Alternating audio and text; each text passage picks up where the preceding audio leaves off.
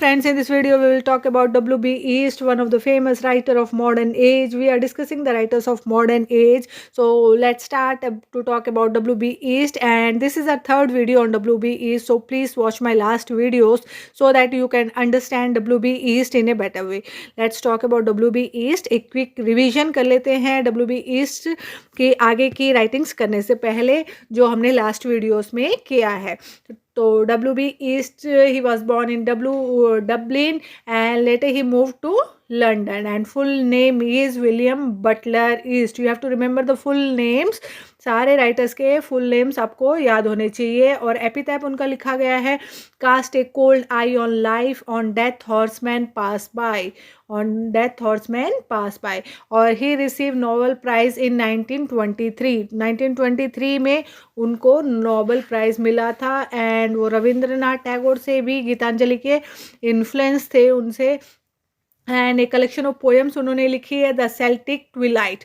तो वर्क्स की तरफ चलते हैं W.B. ईस्ट के. The first work is the wandering of Oisin, the wandering of Oisin, and it is an epic poem. ये क्या है? Epic poem. And the next is the lake isle of Innisfree. ये हमारे स्कूल टाइम में भी था, college time में भी था. बहुत ही फेमस पोएम है W.B. ईस्ट का. 12 लाइन्स का पोएम है. याद करिए लास्ट बुक्स एक बार ज़रूर. भूलना नहीं चाहिए अपने इंग्लिश की बुक्स. अगर आप इंग्लिश लिटरेचर से रिलेटेड हैं तो आपको सारा लिंक जो लास्ट की बुक्स है, लास्ट आपके 10th की, 12th की, 11th की, तो वो बुक्स आपको एक बार गो थ्रू ज़रूर करनी चाहिए, क्योंकि कई बार पोएम्स उन राइटर्स में से भी पूछे जाते हैं. लेकिन हम अपनी वीडियोस में सारा A to Z जो इम्पोर्टेंट है, आज तक हमने लिटरेचर में जो भी पढ़ा है, हम सारे राइटर्स कवर करेंगे जो नेट पॉइंट ऑफ व्यू से इम्पॉर्टेंट है. सारा जो सिलेबस नेट का है वो सारा का सारा हम एक ही प्लेटफॉर्म पे कवर करेंगे. तो let's talk about the lake Isle of Innisfree, and it is a 12-line poem comprising 3 quatrains. तो इसमें 3 quatrains है. famous lines है, I will arise and go now, I will arise and go now. The next is Song of Wandering Angus, Song of Wandering Angus. तो ये इनका third जो writing है, poem है. और फेमस लाइन्स है, the silver apples of the moon, the golden apples of the sun. तो ये जो लाइन्स है बेटा, मैं इसीलिए बच्चों मैं आपको इसीलिए हाईलाइट करके देती हूँ, क्योंकि कई बार लाइन्स दी जाती है और पूछा जाता है कि कौन से वर्क में और कौन से जो राइटर है उनकी ये राइटिंग है. तो इसीलिए हमें जो ओपनिंग लाइन्स, जो फिनिशिंग लाइन्स है, वो हमेशा याद रखनी चाहिए. हर राइटिंग की जो मेन फेमस पोएम्स है, सभी की तो हम याद नहीं रख सकते, लेकिन जिनकी भी जितनी भी हो सके हमें याद रखनी चाहिए. तो next is Easter 1916, one of the famous writing है इनकी, talking about the rising of Ireland. तो ईस्टर 1960 हमने अपने लास्ट वीडियो में कर लिया है. And the next is no second Troy. हमें दूसरा ट्रॉय वॉर नहीं चाहिए. तो इन्होंने नो सेकेंड ट्रॉय मॉडगॉन के ऊपर लिखा है, एड्रेस करते हुए कि जैसे हेलन के वजह से ट्रॉय वॉर हुआ था, तो मॉडगॉन की वजह से कोई ट्रॉय वॉर नहीं. ब्यूटी एक डिस्ट्रक्शन की तरह है उनकी. तो इसके बाद में हमने कर लिया था ये भी, in memory of Major Robert Gregory. तो ये भी हमने कर लिया था. ये बेटे थे किसके? लेडी ग्रिगरी के. And the next is the second coming, वो भी हमने कर लिया था. ब्लैक वर्स में लिखा गया है, 1920 में ये वर्क लिखा गया है, द सेकेंड कमिंग. बहुत ही फेमस वर्क है. क्लोजिंग लाइंस आपको याद रखनी है. और चिनो अकबे ने जो थिंग्स फॉल्स अपार्ट लिखा है, जो टाइटल है उन्होंने लिया है, वो कहाँ से लिया है? W.B. ईस्ट के सेकेंड कमिंग से ही लिया है. और आज की राइटिंग में हम करेंगे द टावर. आज की राइटिंग में जो आज के वर्क में जो राइटिंग है वो करेंगे, आज इनका वर्क करेंगे the tower. And it was published इन 1920 में पब्लिश हुआ था. ये एक कलेक्शन ऑफ पोएम्स में आया था ये. उसके बाद में 1928 में पब्लिशिंग इसकी मानी जाती है. And it came in the market on Valentine day. तो मार्केट में कब आया था ये? वैलेंटाइन डे के दिन आया था. And this poem talks about old body and a young soul. तो किसके बारे में बात हो रही है? Old body and a young soul की बात हो रही है, कि भाई शरीर तो उनका नहीं है, लेकिन वो अपनी आत्मा को हमेशा ही जवान रखना चाहिए, उसको बूढ़ा नहीं होना देने चाहिए. And we talk about peasant girl, मतलब एक किसान की लड़की के बारे में है, who is the most beautiful girl in the area. And there is just a one man drunk fellow who mistook her fate and drawn in the river. तो ये स्टोरी है and the speaker telling all this to is compare to Homer who is the blind just like Homer. तो जो सूरदास थे ना India में, वैसे वो होमर भी क्या है, ब्लाइंड माने जाते थे कि वो भी अंधे थे। तो उनके बारे में कंपैरिजन कर रहे हैं स्पीकर इसका। तो लास्ट इसके पेपर में देख लेते हैं, ज़्यादा इसमें पढ़ना नहीं है। द टावर आपको पब्लिशिंग याद रखनी है और किसके ऊपर है, it is about a old body and a young soul. तो आपको ये याद रखना है। तो क्वेश्चन देख लेते हैं किस टाइप के क्वेश्चंस आए थे। और जो पब्लिशिंग है 1920 में पब्लिश हुआ था, लिखा गया था 1928 में, कलेक्शन ऑफ पोएम्स में आया था ये।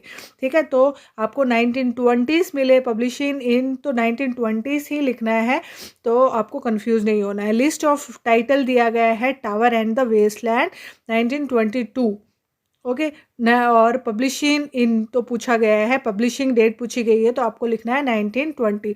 टावर एंड वेस्टलैंड की पब्लिशिंग डेट 1920s में आया था। ओके 20s में, तो पब्लिश इन 1920s में पूछा गया है, तो आपको कंफ्यूज नहीं होना है। इसके बाद में बात करेंगे ए विजन। तो ये विजन पब्लिश हुआ था 1925 में and it is an explanation of life founded upon the writings of Giraldus and upon certain doctrines attributed to Casta Ben Luca. It is a book length study. ये क्या है, एक book length study of various philosophical, historical and astrological and political topics के ऊपर, poetic topics के ऊपर है ये। ठीक है, तो आपको याद रखना है, it is a philosophical, historical, astrological and poetic topics to study about. Okay, in this work he has given the theory of gyrus. तो इसमें इन्होंने एक थियरी दी है, थियरी ऑफ गायरस। गायरस क्या होता है, बवंडर की तरह होता है, वो उड़ता है ना समुंदर में, ये वो तो एक बवंडर की तरह। तो इसमें इन्होंने विजन में थियरी ऑफ गायरस, तो आपको ये इंपॉर्टेंट याद रखना है, इसमें इन्होंने थियरी ऑफ गायरस दी थी। तो एक क्वेश्चन आ रखा है लास्ट ईयर के पेपर में, क्वेश्चन देख लेते हैं। In which of the following words WB ईस्ट develop his theory of gyres. तो कौन से वर्क में WB ईस्ट ने डेवलप की थी theory of gyrus. The answer is a vision. तो इसमें इतना ही इंपॉर्टेंट है बच्चों, इसीलिए इसमें ज़्यादा लेंथ पढ़ना बहुत सारा बेनिफिशियल नहीं है, जितना आपको एग्जाम पॉइंट ऑफ व्यू से दिया जा रहा है उतना ही आप करिएगा। And the next is among school children, among school children, and it was published in 1926 में पब्लिश हुआ था। And this was written after a poet visit to a convent school. तो वो एक कन्वेंट स्कूल में जाते हैं and there was a nun who took him around the school.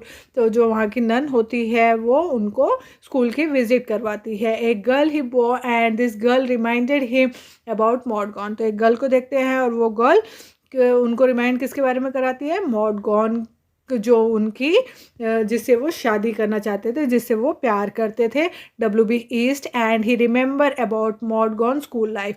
तो वो फिर मॉडगॉन की विजिट करते करते मॉडगॉन के स्कूल लाइफ को याद करते हैं।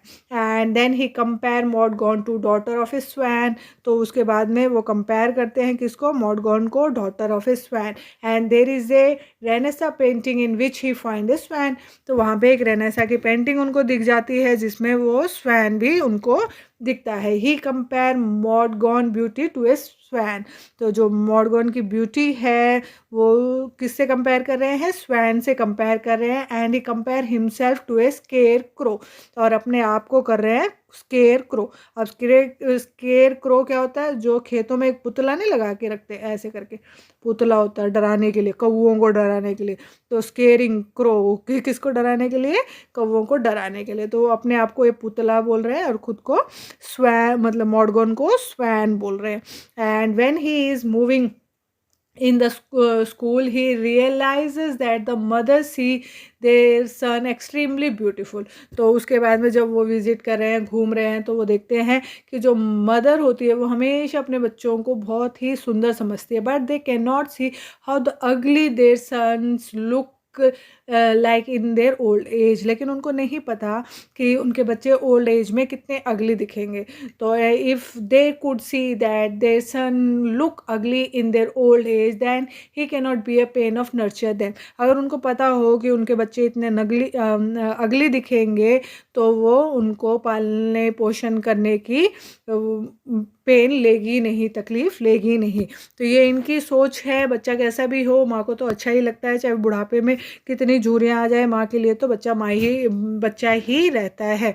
तो अपनी अपनी सोच, हम इनकी सोच अपने ऊपर हावी नहीं, कोई भी राइटर्स की सोच अपने ऊपर हावी ना होने दे बच्चों, क्योंकि हर राइटर्स सब में जो पॉजिटिव चीज़ें भी होती है, नेगेटिव चीज़ें भी होती है। तो जो उनके व्यूज़ थे उन्होंने लिख दिए, हमें सिर्फ पढ़ना है, उनके व्यूज़ को अपने ऊपर, उनके व्यूज़ को हावी नहीं होने देना है। The next is talks about 3 eminent philosophers. तो इसमें उन्होंने बात करी है किसकी, 3 इमिनेंट फिलोसफर्स की अमॉन्ग स्कूल चिल्ड्रन में। And the first is the one of the famous writer Plato, who talks about world is a reflection of God. वो क्या बोलते थे, वर्ल्ड क्या है, रिफ्लेक्शन ऑफ गॉड है, गॉड की एक प्रतिमा है, उसका ये एक छवि है। एंड नेक्स्ट बात करते हैं कौन से फिलोसफर की, Aristotle, who is talking about Alexander the great. तो एरिस्टोटल किसके बारे में बात करते थे, Alexander the great, because he was the tutor of Alexander the great, क्योंकि वो ट्यूटर थे, टीचर थे किसके, अलेक्जेंडर द ग्रेट के। अब सोच के देखो, इतने बड़े बड़े फेमस नाम इन्होंने इसमें ले लिए। The next is Pythagoras, the next is Pythagoras, and he is talking about the great musician and how they can hear the sounds of other planets. तो पैथागोरस की बात कर रहे हैं, वो ग्रेट म्यूजिशियन की बोल रहे हैं, एंड हाउ कैसे वो सुन लेते थे the sounds of other planets. And by giving the examples of this philosopher, W.B. ईस्ट want to tell us that, ये सारे एग्जांपल्स देने के बाद W.B. ईस्ट क्या चाहते हैं हमसे, क्या बताना चाह रहे हैं, tell us that these philosophers grow old in spite of their quality। वो इतनी अच्छी, सब कुछ उनके पास था, फिर भी वो ओल्ड हुए, बूढ़े हुए। He is comparing nun to mother, जो नन है उसको कंपेयर कर रहे हैं मदर से। एंड नन वर्शिप जीसस, तो नन किसकी वर्शिप करती है, जीसस की। And if mother worship their child, and तो वो कौन, मदर क्या है, नन को क्या बताया, मदर, और मदर क्या कर रही है, वर्शिप कर रही है किसको, चाइल्ड, तो जीसस को। And this was written in ottava rima, तो ये किस में लिखा गया है, ऑक्टोमा राइमा में लिखा गया है। एंड द ओपनिंग लाइन्स तो आपको याद ही रखनी है। ओपनिंग लाइन्स है, I walk through a long school room questioning a kind old nun in a white hood replies, the children learn to keep and to sing। तो ये इन्होंने famous lines जो है, ओपनिंग लाइन्स है, ये आपको याद रखनी है और समझ में भी आ रहा है। I walk through long school room questioning, तो इससे आपको अच्छे से समझ में आ रहा है कि स्कूल की बात हो रही है, तो अमॉन्ग स्कूल चिल्ड्रन है ये W.B. ईस्ट का। तो क्वेश्चंस देख लेते हैं लास्ट ईयर के पेपर में कौन से क्वेश्चंस आ रखे हैं। The first question is which modern poem is written in ottava rima. तो कौन सा मॉडर्न पोएम है जो लिखा गया है ऑक्टवा रीमा में। तो answer is among school children, among school children लिखा गया है ऑक्टवा रीमा में। And the next is opening lines दी गई है, I walk through long school room questioning a kind old nun in a white hood replies the children learn to keep and to sing. तो ये किस में, whose opening lines are this, question पूछा गया है, तो आप इसका आंसर तो बखूबी दे सकते हैं आप। तो ये किसका है, आपको अच्छे से पता है अब। तो इसमें among the school children by W.B. ईस्ट। तो ये दो क्वेश्चंस आ रखे थे लास्ट इसके पेपर में। द नेक्स्ट वर्क की तरफ चलते हैं W.B. ईस्ट के। तो आज हम फिनिश करेंगे W.B. ईस्ट का, और ताकि कल हम आगे की राइटिंग आगे के जो राइटर्स हैं उनके बारे में शुरू करें। तो the next is Leda and the swan, Leda and the swan, and it was published in 1926 में पब्लिश हुआ था। It is a story of Greek mythology. तो स्टोरी किसकी है, ग्रीक मैथोलॉजी की। It is talking about a girl name Leda who is raped by Zeus. तो ये किसके बारे में है, लेडा के बारे में, जिसका रेप किया था जूस ने, who put the form of a white swan in order to rape Leda.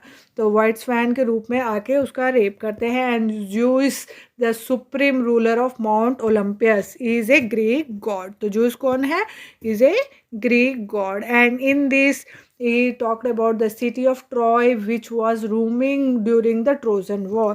तो इसमें बात कर रहे हैं वो किसके बारे में, सिटी ऑफ ट्रॉय के बारे में।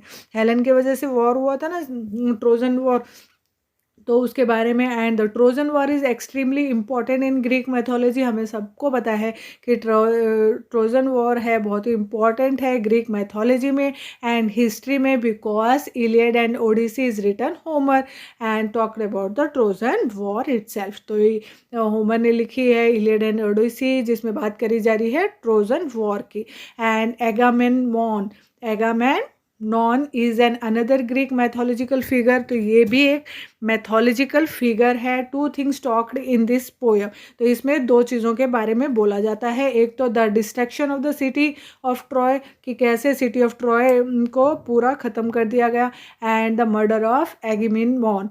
तो ये मर्डर जो है एगमेमनॉन का, उनके बारे में भी इसमें बात करी गई है इस पोयम में। तो ये दोनों आपको याद रखना है, बहुत ही इम्पॉर्टेंट है। और जैसे कि मैं हर वीडियो में बोलती हूँ, जितना भी आपको दिया जा रहा है ये सारा ही इम्पॉर्टेंट है। इससे बाहर एग्ज़ाम में कुछ भी नहीं आएगा, कुछ भी नहीं आएगा। सब कुछ इसी से घुमा फिरा के क्वेश्चंस आएंगे एग्ज़ाम्स में।